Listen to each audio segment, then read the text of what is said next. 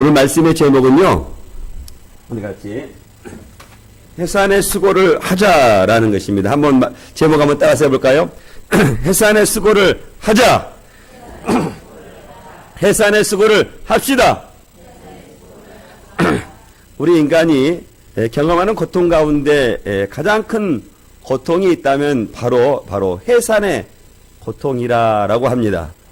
우리 남자들이야 해산의 고통을 경험하지 않았기 때문에 해산의 고통이 얼마나 큰지 우리가 쉬 짐작할 수 없지만 이 해산의 고통이 인간의 당하는 고통 중에 가장 크다고 하니까 그 고통이 얼마나 이렇게 아프겠구나라는 것을 우리가 알 수가 있습니다. 우리 남자분들도 우리 고래를 잡잖아요. 고래를. 바다 가서 고래를 잡는데 그 고래 잡는 것도 참 아픕니다. 그런데 이 고래하고는 비교할 수는 없는 아픔이 이 해산의 고통이라는 거예요. 짐승들도 이렇게 해산을 합니다. 그런데 짐승은 이 사람이 받는 그 해산의 고통을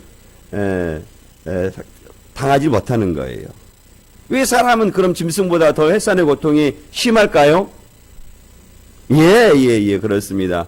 하나님께서 우리가 죄로 말미암아 사람에게 해산의 고통을 주었기 때문에 짐승이 당하는 그 해산의 고통과는 사람이 당하는 해산과 고통과는 이렇게 비교가 안 된다는 것입니다. 임신하기까지 모든 과정이 다 힘들죠.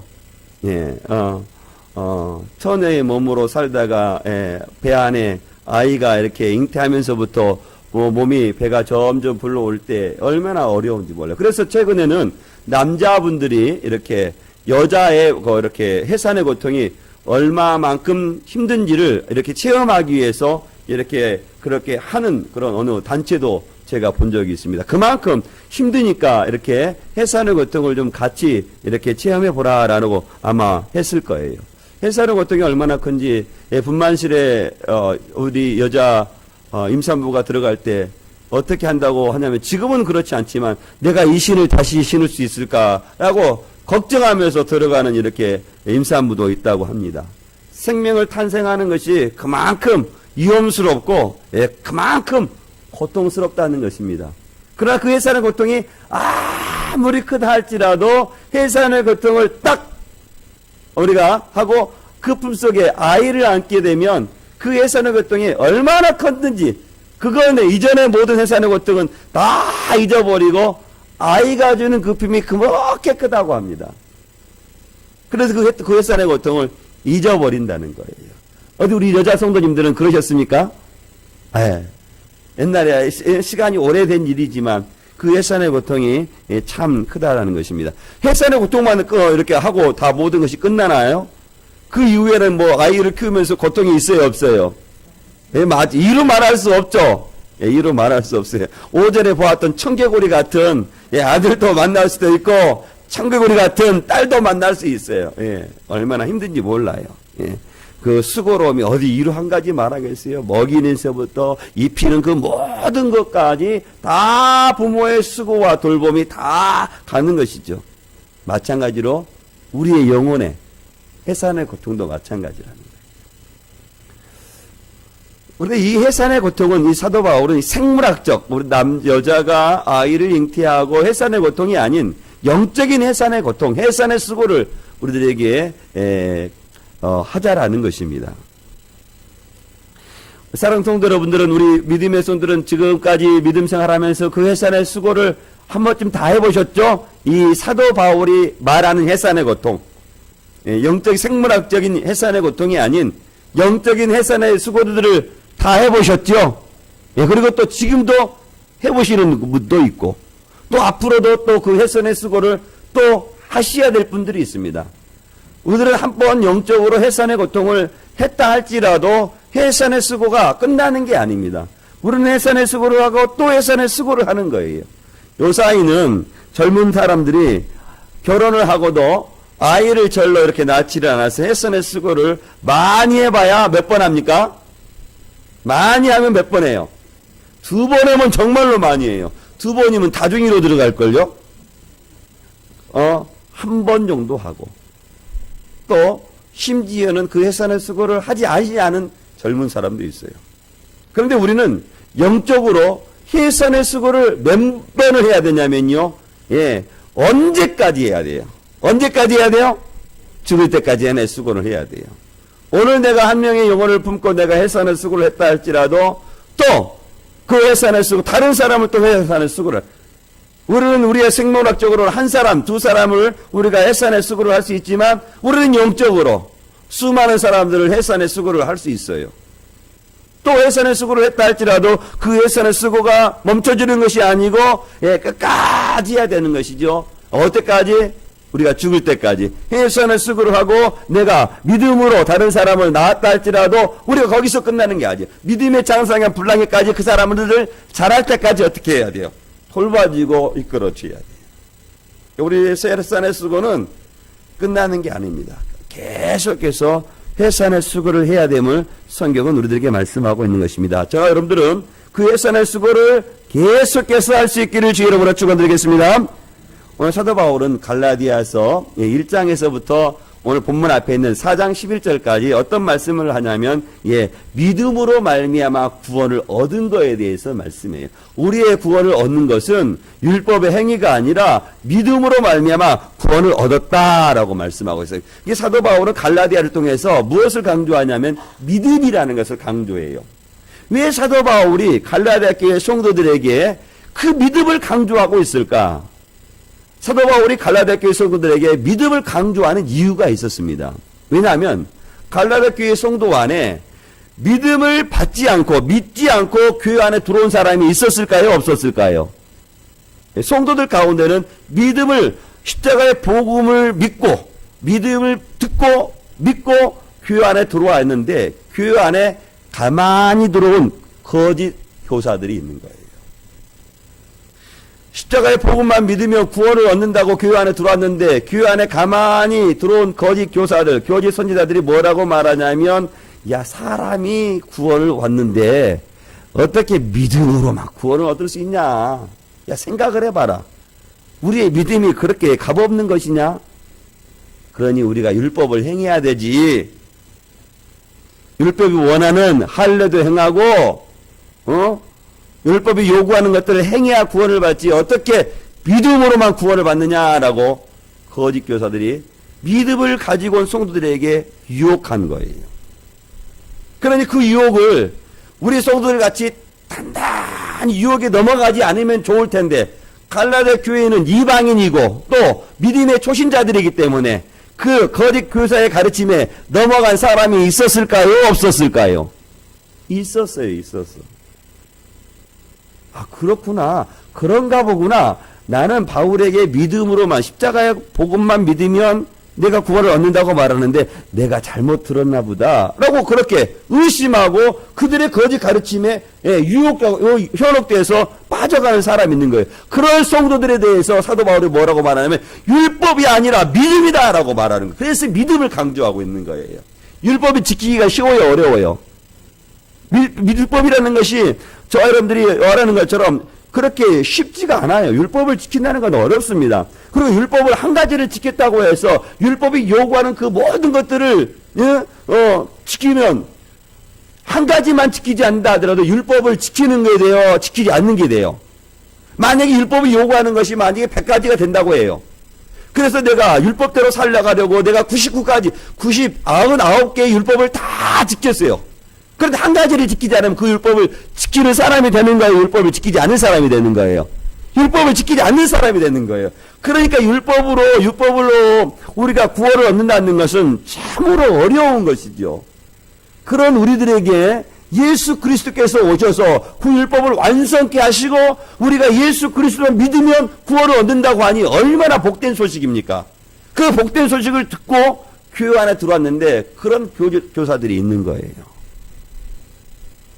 그래서 이 사도 바울의 그런 갈라디아 교회 안에 그런 성도들도 있고 거짓 교사들이 있다는 사실을 알고 그 성도들, 복음을 믿고 교회 안에 들었던 성도들이 다시 넘어가려고 하는 그 성도들에게 그 애정을 가지고 다시 한번 믿음으로 나아갈 것을 애절하게 그리고 강력하게 호소하고 있는 것이 갈라디아서고 오늘 본문의 말씀이에요. 오늘 본문을 통해서 첫 번째 같이 살펴보기로 하는 것은 성도는요, 목회자와 같은 생각을 하라는 것입니다. 성도는 누구와 생각을 같이 하라고요? 목자. 오늘 12절 말씀 같이 봅시다. 12절 말씀 같이 봅니다. 시작. 형제들아, 내가 너희와 같이 되었은즉 너희도 나와 같이 되기를 구하노라. 너희가 내게 해롭지 하지 아니하였느니라. 사도 바울, 우리가 잘 아는 것처럼 사도 바울은 유대인이었습니다. 유대인뿐만 아니라 그는 바리새인이었어요. 예, 그리고 그는 가말리아 문화생에서 학식이 높은 사람이었습니다. 그러니 사도 바울은 이방인에게 있어서 이 사도 바울은 범법하지 못할 사람이지요. 예? 구원을 받을 수 있는 사람이지요. 예? 그런데 오늘 사도 바울이 그런 자신이 조건이 있음에도 불구하고 누구와 같이 되었다고 말하냐면 너희와 같이, 이방인 너희와 같이 되었다라고 율법 없는 너희와 같이 내가 되었다라고 말씀하고 있다라는 거예요. 사도 바울은 율법을 능통한 자였습니다. 그런데 사도 바울이 율법 없는 이방인들과 같이 된 이유는 왜 그랬을까요? 사도 바울은 율법을 몰라서 그런 게 아닙니다. 율법이 무엇을 원하는지 충분히 알고 있었고, 그럼에도 불구하고 율법이 없는 이방인 같이 되었던 것은 사도 바울이 누구를 얻기 위해서 율법 없는 사람과 같이 되었는 거예요. 이방인들을 얻으려고. 율법이 무엇을 원하는지 알고 또 믿음으로 말미암아 무엇을 얻는다는 것 아는 거예요. 그런데 사도 바울은 율법을 다 알고 있던 그가 이방인을 얻으려고 이방인과 같이 되었다라고 말씀하고 있는 것입니다. 방금도 말씀드렸지만 갈라디아 교회 안에는 그렇게 거짓 가르침을 가르치는 그 거짓 교사들을 있으므로 그 이방인들을 얻으려고, 이방인들을 주님의 백성으로 복음을 믿게 하려고 율법 없는 사람같이 그렇게 행했다라고 말하고 있는 거예요. 사랑하는 성도 여러분, 저와 여러분들이 교회 안에서 절기를 지키지요. 앞으로 또 우리가 추수감사절도 지키고 매추절도 지키고 우리가 성탄절도 지키고 우리가 이런 절기들을 지키는데 저와 여러분들이 왜 절기를 지키죠? 율법을 행하려고 우리가 절기를 지킵니까? 율법을 행하기 위해서 우리가 절기를 지키는 게 아니죠. 구원받고 보니까 그 구원에 감사해서 우리가 그 절기를 지키는 거죠. 사랑하는 성도 여러분, 저와 여러분이 11조를 왜 하나님께 복원합니까? 율법을 지키려고 우리가 11조를 하나님께 드립니까? 아니지요. 우리가 구원을 받고 보니까 하나님의 은혜에 감사해서 우리가 10의 1을 하나님께 드리는 거죠. 예, 그렇습니다. 우리가 율법으로 하나님께 나아갈 사람은 한 사람도 없는 것이죠. 그래서 사도 바울은 이방인들과 같이 되었다고 말하고 또 너희들이 나와 같이 되기를 원한다라고 말하는 것은 너희들이 나와 같이 믿음으로 말미암아 구원을 얻었으니 너희들이 그 주님 앞에 믿음으로 나아가는 그 모습을 나와 같이 되기를 원한다라고 말하고 있는 거예요. 율법으로 돌아가려고 하는 그들에게 율법에서 뭐라고 믿음으로 나오라고 말하고 있는 거예요. 율법이 나쁜 것입니까? 율법이 나쁜 것은 아니에요. 율법의 기능이 뭐예요? 율법을 통해 우리가 율법을 지킴으로 말미암아 하나님께 우리가 구원을 받습니까? 아니죠. 율법의 기능이 뭡니까? 우리를 무엇을 드러내게 합니까? 우리의 죄를 드러내는 게 율법이. 그래서 율법을 통해서 내가 죄인이구나라는 사실을 알게 돼요. 그리고 그 율법이 누구 앞에 나오라고 말하냐면 그리스도 앞에 나오라고 말하는 거예요. 그러니까 우리가 율법으로 우리가 없으니 해서는 안 되고 그 율법의 기능이 무엇인지를 알게 되고 사도 바울이 그 율법으로 돌아왔던 사람들에게 믿음으로 돌아오라라고 말씀하고 있는 것입니다. 저는 저와 여러분들이 믿음으로 걸었다는 사실을, 구원을 받았다는 사실을 기억하시고 믿음으로만 나아갈 수 있기를 주의 이름으로 축원드리겠습니다. 오늘 본문을 통해 두 번째 살펴보기로 원하는 것은요, 성도가 영적인 성도에게 있어서 가져야 될 마음의 자세를 우리가 같이 한번 살펴보려고 합니다. 바울은 갈라디아 교회 성도들에게 복음을 전할 때요, 그가 육체적인 질병을 가지고 있었습니다. 육체적인 질병을 가지고 복음을 전할 때 복음을 받아들인 사람이 어떻게 했겠어요? 그 복음을 쉽게 받아들일 수 있었겠습니까? 잘 그렇지 않았을까? 그런데 갈라디아 교회 성도는 그 육체의 질병에 전혀 상관하지 않고 복음을 믿었다는 거예요. 혹은 우리 교회 성도들도 또 다른 교회 성도들도 그럴 수 있습니다.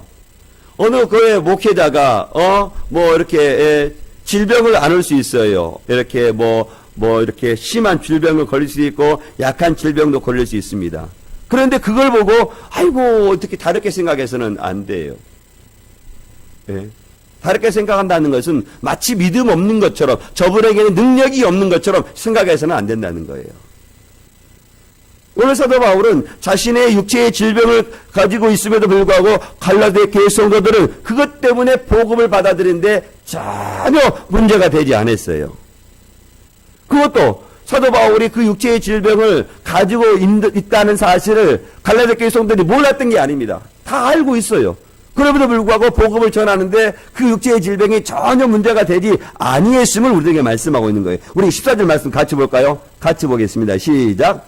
너희를 시험하는 것이 내 육체에 있었으되 이것을 너희가 업신여기도 아니하고 버리지도 아니하고 오직 나를 하나님의 천사와 같이 또는 그리스도 예수와 같이 영접하였다. 너희들의 눈에는 나의 육체의 질병이 무엇으로 보일 수 있지만 시험으로 보일 수 있지만 그러나 갈라디아 교회 성도들은 오히려 그 육체의 육체의 연약함 때문에 업신여기지도 아니하고 뭐라고 말씀하고 있습니까? 또 버리지도 아니하고 어떻게 그 사도 바울을 대우했다는 거예요?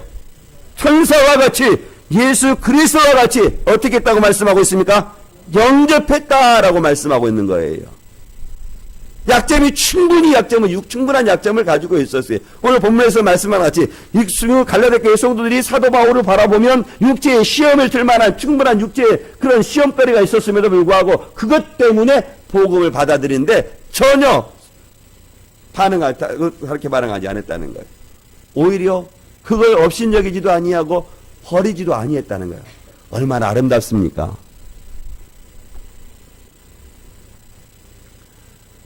사랑하는 성도 여러분, 지금 이 말씀을 보면 목회자들도 충분히 무엇이 있을 수 있다는 거예요. 약점이라는 것이 있을 수 있다는 거예요. 우리 성도님들이 잘하는 것이 있을 거예요. 어느 분야에서 전문가들이 우리 교회 성도들도 있지 않습니까? 그 전문가에 비해서 목회자는 그 부분에 대해서는 따라갈 수 없죠. 그 전문가 앞에서. 그분한테 배워야 됩니다. 그분한테. 또 그것뿐이겠어요? 다른 것들이 이 신체 성품에 있어서 약점을 가질 수 있고 인격에 있어서 약점을 가질 수도 있습니다. 그러나 그 약점 때문에 그가 전하는 그 복음이 받아들인데 성도들에게 있어서 해가 돼서는 안 된다는 거예요. 그런 시험이 있다 할지라도 우리 성도들이 오늘 갈라디아 성도들과 같이 전혀 복음을 받아들이는데 걸림이 되어서는 안 된다라고 말씀하고 있는 거예요. 심지어 갈라디아 교회 성도들은요 어떻게 했다고 말씀하고 있냐면요 천사와 같이 뭐라고 말하고 있습니까? 대했다는 거예요. 천사. 그러니까 사도 바울이 천사와 같이 대했다고 이렇게 말하는데 사도 바울이 갈라디아 교회 성도들이 자신을 향해서 얼마나 아름답게 또 사랑스럽게 대했는지를 이 말씀을 통해서 알 수가 있는 거예요. 심지어 누구와 같이 영접했다고 말씀하냐면 그리스도 예수와 같이 영접했다는 거예요. 사도 바울이 시험이 있는데도 사도 바울이 약점이 있음에도 불구하고 그 사도 바울을 그리스도와 같이 영접했다라고 말씀하고 있습니다. 그가 사도 바울을 갈라디아 교회 성도들이 어떻게 대했는지를 이 두 가지를 통해서 우리가 알 수가 있어요. 시험이 있습니다. 그를 그렇게 영접하지 않을 수도 있어요. 사도 바울이 버리지 않았다고 말하는데 버릴 수 있는 충분한 외적인 요건을 가지고 있었는데 갈라디아 교회 성도들은요 그 외적인 조건 때문에 그 목회자를 버리지 않았다는 겁니다. 심지어 15절 말씀을 보니까요, 갈라디아 교회 성도들은요, 어떻게 할 수 있냐면 그 시험 들을 만한, 목회자, 시험 들 만한 충분한 조건이 있음에도 불구하고 15절 하반절 말씀을 보니까 갈라디아 교회 성도들은 어떠한 마음으로 가지고 있었어요? 너희의 눈이라도 어떻게 해요? 빼어서 나에게 주었어. 그런 마음을 가지고 있었던 거예요. 사도 바울이 흠모할 만한 조건이 있었기 때문에 그 눈마저도 빼어줄 만한 마음이 갈라디아 교회 성도들이 있었던 게 아니에요. 외적인 조건을 사도 바울은 다른 사람에 비해서 시험을 들 수 있도록 충분한 외적인 조건을 가지고 있는 거예요. 성품이 아니라 외적인 조건. 우리 성도님, 제가 우리 성도님들에게 시험 들 만한 외적인 조건을 제가 가지고 있나요? 외적인 조건을 모르죠. 저에게도 있어요. 제가 이렇게 봄, 가을 되면 이렇게 비염이 얼마나 심한지 몰라요. 얼마나 심한지 몰라요. 그러나 보기에는 여러분 우리 성도들 눈살을 찌푸릴 만한 것이 없잖아요. 보기에, 겉보기에. 예? 그런데 갈라디 교회 성도들, 사도 바울은 그렇다는 거예요. 갈라디 교회 성도들이 그냥 보기에 아무런 그런 마음, 그냥 그냥 거식적인 없는 모습을 그냥 봤는데 외적인 조건이 있으니까, 아이고, 얼굴이 찌그러지는 거예요. 그 사람 미워하는 게 아니고, 조건 때문에. 그럼에도 불구하고 사도 바울, 갈라디 교회 성도들은요, 그 사람을 어떻게 했냐면, 사랑했고, 그리스도와 같이 영접했고, 심지어는 자신의 눈을 어떻게 해요? 빼어서 사도 바울에게 주려고 했다는 거예요. 그 얼마나, 눈은 보배예요, 눈은, 우리 육체. 그런데 우리의 눈을 쉽게 뽑아줄 수 있습니까? 아니, 자녀라도 부모에게 이렇게 신체를, 장기를 기증하는 것이 이렇게 머뭇머뭇 거리잖아요. 내가 낳은 자녀라도. 그런데 갈라디 교회 성도들과 사도 바울은 육체적으로, 혈연적으로 아무런 상관이 없는 사람들. 그런데 그가 영적으로, 믿음으로 연결된다는 것은 갈라디 교회 성도와 바울이 연결되는 것은 무엇으로 연결된 거예요? 믿음. 그 믿음으로, 믿음 때문에 내 눈을 이 사람에게 띄워주고 싶은 마음이 든다는 거예요. 그러니까 얼마나 갈라디 교회 성도들에게 하나님의 사랑을 복음으로 전했는지 우리가 알 수 있어요. 한 가지 이거 보더라도. 갈라디 성도들이 주의 복음을 전할 때 아무런 그냥 사랑도 없이 사도 바울이 전했다고 해서 그냥 그런 마음이 들겠어요? 그가 지극정성으로 주를 사랑하는 마음으로, 그 영혼을 사랑하는 마음으로 주의 십자가의 복음을 전했으니까, 그 마음이 전해지니까 또 성도들은 내 몸이라도 빼어서 사도 바울에게 주고 싶은 그런 마음이 들지 않았겠어요? 그렇습니다. 저는 저 여러분들의 이런 아름다운 이야기가, 저는 우리 교회가 그런 아름다운 주인공이 되기를 원합니다. 여러분의 아름다운 주인공이 되고, 또 제가 그 아름다운 이야기의 주인공이 되고, 그래서 우리 교회가 이 지역의 아름다운 교회, 스토리가 있는 교회, 그러한 교회가 될 수 있기를 주의 이름으로 축원드리겠습니다. 그러기 위해서는 누구 한 사람만 수고해서는 안 돼요. 저도 수고를 해야 되겠죠. 저만 수고하는 게 아니라 우리 믿음의 성도들도 해야 되겠죠. 이미 우리 믿음의 성도들 그 아름다운 이야기를 지금 써내려가고 있는 성도들이 있습니다. 제가 그분을 보면 너무나 아름다워요. 다른 교회에 가서 내가 이야기한다면 우리 교회 한 분 한 분을 이야기할 때 그 칭찬에 입이 다르도록 할 수 있는 사람들이 있어요. 섬기는 모습, 교회를 사랑하는 모습으로 교회를 섬기는 모습, 교회를 하나님 앞에 사랑하는 마음으로 하나님 앞에 드리는 그 모든 물질의 정성들, 그걸 하나하나 보면 정말로 이야기가 있어요. 저는 이 이야기의 주인공이가 우리 믿음의 소들이 될 수 있기를 주의 이름으로 축원드리겠습니다. 그리고 그 이야기거리가 여러분이 되시고 우리 이야기거리가 우리 온천할 교회에 더 많이 이루어질 수 있기를 주의 이름으로 축원드리겠습니다. 그런데 15절 말씀 보니까 계속해서 그랬으면 좋았을 텐데 15절 말씀 보니까 어떻다는 거예요? 너희의 복이 뭐라고 말하고 있어요? 너희의 복이 지금 어디 있느냐? 너희들이 지금은 이제는 어떻게 됐느냐라고 그렇게 이야기가 많은데, 그렇게 복된 이야기가 많고 아름다운 이야기가 있었는데 너희들은 지금 어떻게 됐느냐라고 말하고 있는 거예요. 그 이야기가 계속해서 전해지고 있다는 거예요? 아니면 멈췄다는 거예요? 멈췄다는 것이죠. 15절 말씀 같이 보겠습니다. 시작. 너희의 복이 지금 어디 있느냐? 내가 너희에게 증언하노니 너희가 할 수만 있었다면 너희의 눈이라도 빼어줄 나에게 주었으리라. 나에게 눈이라도 빼어줄 정도로 나를 사랑했는데 지금은 그렇지 않다는 거예요. 지금은 너희의 복이 어디냐? 너희들이 믿음으로 말미암아 복을 받고 하나님의 자녀가 되었는데 너희들이 그 복을 쳐버리고 지금 너희가 어떤 상태에 있느냐라고 말하고 있는 거예요. 제가 금요 철학 때 제가 신학을 공부하면서 두 가지를 내가 내 마음속에 간직했다는 이야기를 들었죠. 한 가지가 어떤 거예요? 코납데오, 하나님 앞에서 어떻게 살아갈래? 그런 대명제를 주시고, 두 번째 뭐예요? 부스토, 지금 네가 어디에 서 있느냐? 지금 사도 바울이 지금 네가 어디에 있느냐? 지금 묻고 있는 거예요. 너희들이 하나님의 은혜를 그렇게 받았는데 하나님의 큰 은혜를 받고 지금 네가 어느 편에 어느 자리에 있느냐라고 물어보는 거예요. 사랑하는 성도, 우리들도 그럴 수 있습니다. 하나님의 크신 은혜를 받고 우리의 이야기가 하나님 보시기에 풍성한 이야기, 아름다운 이야기를 우리가 잘 써내 나갈 수 있어요. 그러나 그 이야기가 중단될 수 있어요. 중단될 수 있어요. 우리는 그 이야기가 중단되지 않도록 우리는 예수고 쓰고 해야 돼. 그 하나님의 은혜를 구해야 돼. 근데 사도 바울은 갈라디아 교회 성도들은 그렇지 않다는 거예요. 지금 율법으로 돌아가고 있다는 거예요. 왜 믿음으로 구원을 받고, 왜 그 복된 소식을 받고, 복된 은혜의 말씀을 받고, 왜 믿음으로 돌아가려고 하느냐, 왜 율법으로 돌아가려고 하느냐라고 물었고 있는 거예요. 할 수만 있다면 너희들이 나에게 눈을 빼어서 나를 줄 정도로 믿음으로 나아갔던 너희들이 지금 너희들이 어디 있느냐라고 말하고, 믿음을 저버리고 있다는 거예요. 사랑하는 성도 여러분, 우리가 모든 것들을 다 잃어버리고 우리가 모든 것들을 다 우리가 버릴 수 있어요. 그러나 우리가 버리지 말아야 될 것 한 가지가 있다면 그것은 뭐예요? 돈이에요? 믿음. 믿음을 절대 버려서. 그 사도 바울은 지금 그 믿음으로 말미암아 구원을 받는 그 갈라디아 교회 성도들이 믿음을 저버리고 다시 율법으로 돌아가려고 하니까 그 다시 한번 율법으로 돌아가려고 하는 그런 간절한 마음으로, 애정을 어린 마음으로 지금 호소하고 있는 거예요. 무엇으로 돌아오라고요? 믿음으로 돌아오라라고 말씀하고 있는 것입니다.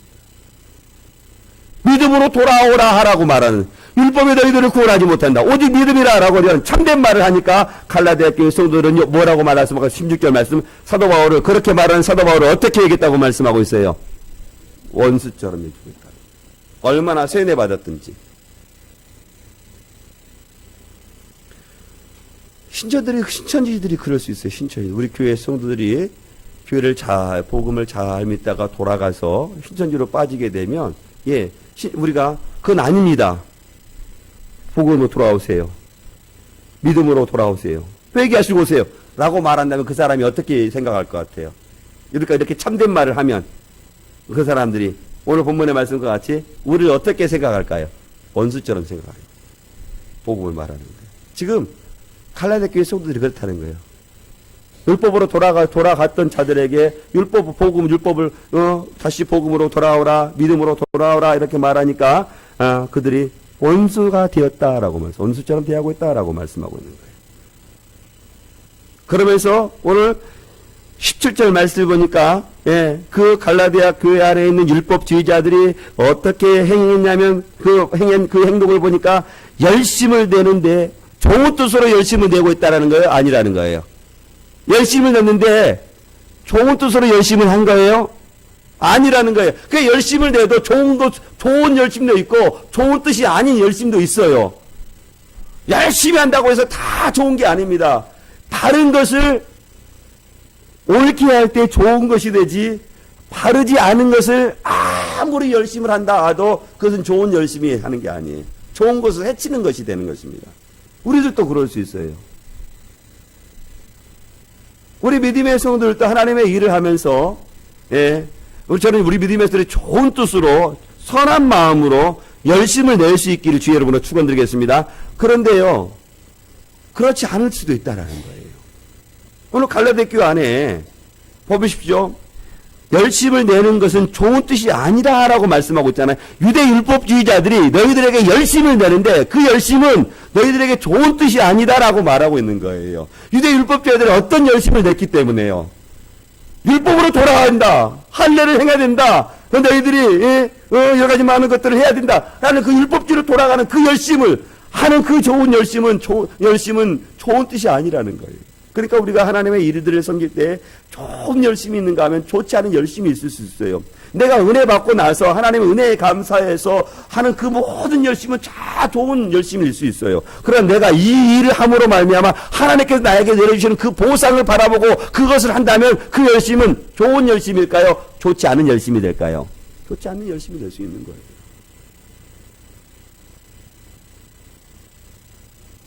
오히려 교회를 해치는 열심이 될 수 있는 거예요.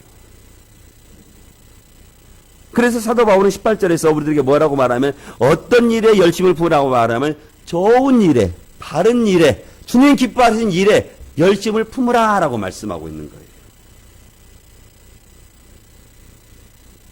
저는 우리 믿음의 또 다시 한번 간절하게 권면드리면 좋은 일에, 바른 일에, 선한 일에 열심을 낼 수 있기를 주의 이름으로 축원드리겠습니다. 우리가 금요일도 봤지만 금요일에도 말씀을 살펴봤지만 악인도 악한 날에 쓰기에 적당하게 지었다라고 우리가 말씀을 살펴봤습니다. 우리가 그 나쁜 일에 열심을 내지 않는다고 해서 그 일이 이루어지지 않는 게 아닙니다. 나쁜 일을 하려고 하는 그런 나쁜 일을 하는 사람이 그 일을 행하는 거예요. 근데 저와 여러분들은 그 나쁜 일에 쓰임받아서는 안 된다는 거예요. 왜냐하면 악한 날에도 그 악한 일을 하기 위해서 쓰임받게 하나님께서 만들어 놓았으니까. 저와 여러분들은 그러니까 어떤 일에 열심을 품어야 되냐면 좋은 일에, 선한 일에, 교회를 세우는 일에, 다른 사람을 세우는 일에 좋은 열심, 선한 열심을 품을 수 있기를 주의 이름으로 축원드리겠습니다. 그러면요, 우리가 세 번째는요, 목회자는 그러면 성도들에게 어떠한 마음을 가져야 되는가? 두 번째는 우리가 성도가 목회자에 대한 관심을, 어떤 태도를 가져야 된다고 하면 내 약점이라도 품어줘야 된다는 거. 세 번째, 목회자가 성도에게 가져야 할 태도는 무엇이냐면 19절 말씀 같이 볼까요? 같이 보겠습니다. 시작.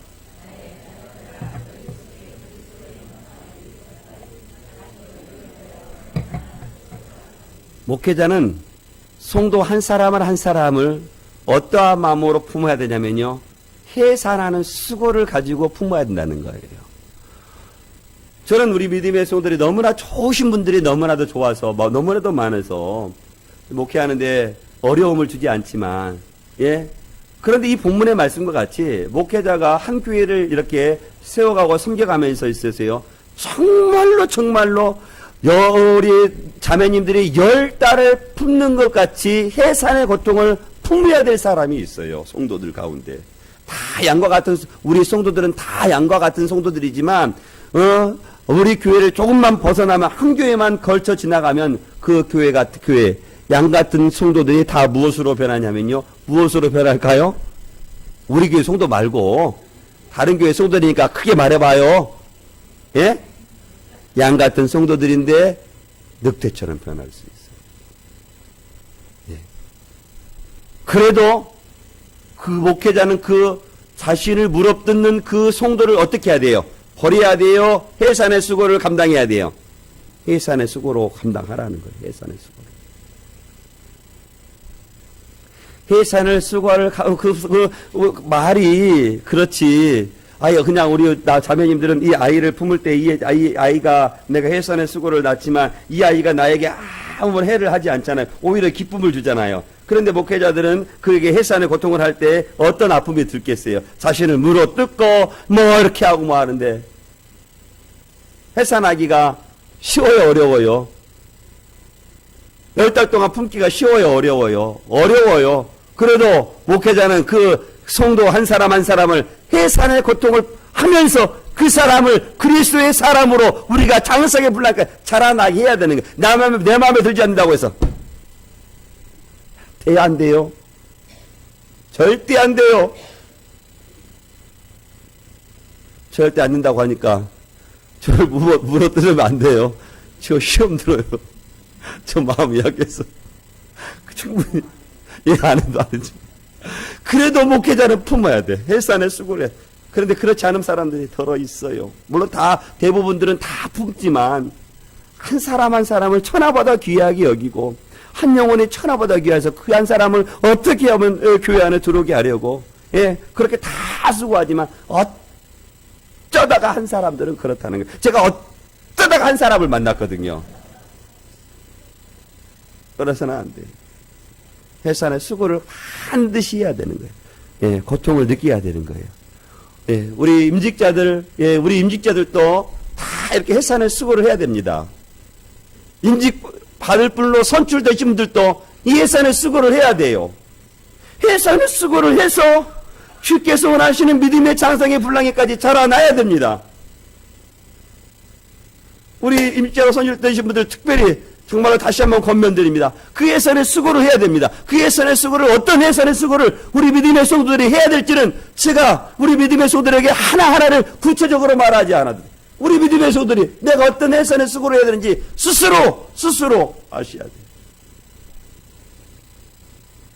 다른 교회 같은 경우는 임직자들을 세울 때 1년 가까이 이렇게 준비시킵니다. 해산의 수고를 하시는 거죠. 목회자도 하고 임직자 받을 땀도 해산의 수고를 하는 거예요. 그래서 그 모든 훈련을 다 마치고 이제 임직자로 세워지는 겁니다. 우리 믿음의 성도들 우리 임직자들 받으신 분들 해산의 수고를 하셔야 돼요. 교회적으로 해야 되는데 그걸 놓쳤어요. 물론 3주를 지금 하고 있는데 그 3주 동안 우리 믿음의 성도들 어떻게 한 성호를 품는데 한 성호를 그리스도의 장성이 불남기까지 자라나게 하는데 3주로 되겠습니까? 아무리 속성이 되지만 앞으로는 우리 믿음의 성도들 스스로 해야 돼요. 저와 같이. 저도 우리 믿음의 성도들 한 사람 한 사람을 가슴에 품고 해산의 고통을 할 것이고 우리 믿음의 성도들도 모든 사람들을 해산하는 마음으로 한 사람 한 사람을 품고 나아가는 겁니다.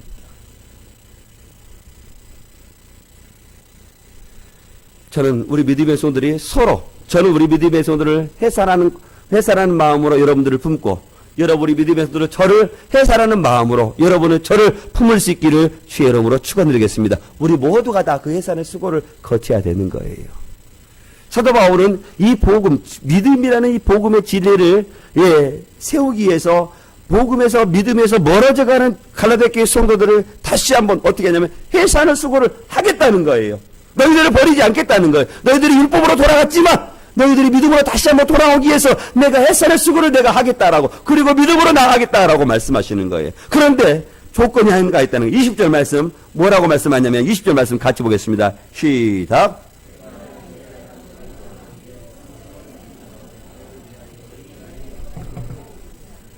사도 바울이 갈라디아 교회 성도들을 해산하는데 무엇으로 하겠다라고 말씀하고 있는 거예요? 너희와 함께 있어 내가 어떻게 하겠다는 거예요? 내 연성을 높이겠다. 내가 너희에게 큰 소리를 치겠다. 내가 너희들을 책망하겠다라고 말하는 거예요. 해산의 수고를 함에 있어 그냥 좋게 좋은 것이 좋은 것이다라고 말하지 않는 거예요. 믿음으로 떨어져 나가는 너희에게는 내가 이전까지는 온화한 마음으로 온화한 목소리를 했다면 이제는 내가 너희에게 큰 소리를 높여서 내가 너희에게 얘기하겠다. 내가 이전까지는 내가 부드럽고 책망하지 않는 말로 했지만 이제는 내가 책망을 너희들에게 하겠다라고 말하고 있는 거예요. 그런데 그 책망을 들으면 그 성도는 믿음으로 돌아오겠지만 그 책망을 듣지 않은 성도는 어떻게 될까요? 믿음에서 떨어져 나가는 겁니다. 교회도 마찬가지예요. 우리 믿음의 성도들이야 그렇지 않지만 혹여 우리 믿음의 성도들이 하나님의 말씀 앞에서 살아가지 않고 믿음과 정반대되는 이야기를 반대되는 삶을 살아가고 있는데 제가 그냥 그렇지 않다라고 하면 제가 병든 거예요. 제가 여러분의 눈치를 보든지 아니면 제가 병들든지 그 둘 중에 하나예요. 그런데 믿음의 성도들에게는 내가 말씀을 떠났는데 여러분의 눈치를 보고 내가 병들어서 아무 말을 하지 않는 것이 좋을까요? 좋지 않을까요? 결코 좋지 않습니다. 여러분의 귀에는 거슬릴지 몰라도 목회자가 깨어있고 여러분의 눈치를 보지 않고 말씀으로 떠난 사람들에게 불러서 만약에 책망한다면 그 책망을 듣고 주께로 돌아간다면 그는 하나님께 다시 한번 쓰임 받게 되는 거예요. 그런데 그 책망하는 목회자, 깨어있는 목회자를 이렇게 또 뭐라고 이렇게 하면 어떻게 되냐면 병들어. 교회가 병들고 그 사람도 병들고 그렇게 되는 거예요. 어떻게 할까요? 우리 성도님들 눈치 보면서 할까요? 다른 길로 가더라도 아무 말 하지 않고 갈까요? 아니면 혹여 우리 믿음의 성도들이 믿음의 길로 걸어가지 않을 때 오늘 사도 바울과 같이 내가 혹여 언성을 높인다 할지라도 그 언성을 받아들이시겠습니까? 그 영혼이 되는 거예요. 그 영혼이. 지금 사도 바울이 그런 마음, 그 갈라디아 교회 성도들 말씀에서 떠나지 않은 성도들이 얼마나 사랑했으면 내가 너에게 큰 소리로 내가 너희들에게 이야기하겠다고 말하는 거. 사랑하지 않으면 어떻게 하겠어요? 사랑하지 않으면 저 사람 한 사람 있으면 이렇게 하지 않겠어요? 그러나 그 한 영혼이 얼마나 귀하니까 사도 바울은 그 영혼이 귀하다는 걸 알고 있는 3주 전에 갔다 왔잖아요. 천국과 지옥이 무엇인지 알잖아요. 그 한 영혼을 놓칠 수 없는 거예요. 그러니까 그 한 영혼을 구원하기 위해서 그 한 영혼을 살리기 위해서 뭐라고 말하면 내가 큰 소리로 내가 너희들에게 이야기하겠다라고 말씀하고 있는 거예요. 사랑하는 성도 여러분, 그 사람들은 서로 해산의 수고를 감당해야 될 성도들입니다. 저는 우리 성도를 해산하는 마음으로 여러분의 마음을 품고 저 우리 믿음에서는 저를 해산하는 마음으로 저를 품고 또 내가 아닌 다른 옆에 있는 성도들을 그 마음속으로 품고 해산의 수고를 해야 될 성도들입니다. 우리는 이미 해산의 수고를 했을 것입니다. 이 해산의 수고를 했다고 할지라도 우리가 해산의 수고를 이제는 하지 말아야 되는 거 아닙니다. 계속해서 해산의 수고를 해야 될 성도들이에요. 죽을 때까지. 한 사람만 해산하는 것이 아니라 10사람도 아니 20사람도 아니 100사람도 우리는 해산의 수고를 감당하면서 품을 수 있는 것입니다. 저는 그 해산의 수고를 감당하며 살아가는 우리 믿음의 성도들이 다 될 수 있기를 주의 이름으로 축원드리겠습니다. 해산의 수고를 할 때 고통이 있다는 사실을 기억하십시오. 그 고통 때문에 하나님께 그리고 감사하십시오. 같이 기도하겠습니다.